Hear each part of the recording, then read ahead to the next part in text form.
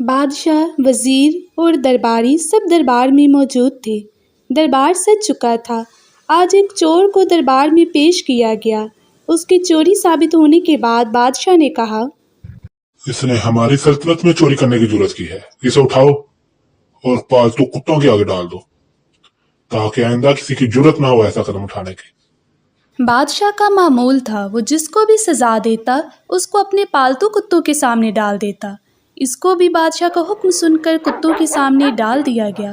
کتوں نے اس کو چیر پھاڑ کر کھانا شروع کر دیا۔ وزیر یہ سب دیکھ کر بہت پریشان ہوا۔ میں تو سارا دن بادشاہ کے ساتھ رہتا ہوں، انسان ہوں، مجھ سے بھی غلطی ہو سکتی ہے، بادشاہ ایسے ہی مجھے بھی کتوں کے سامنے ڈال دے گا۔ اگلے روز وزیر دربار سے فارغ ہوا تو ان کتوں کے پاس چلا گیا، انہیں جا کر دودھ پلایا اور روٹی کھلائی۔ اب وزیر روزانہ دربار سے فارغ ہوتا اور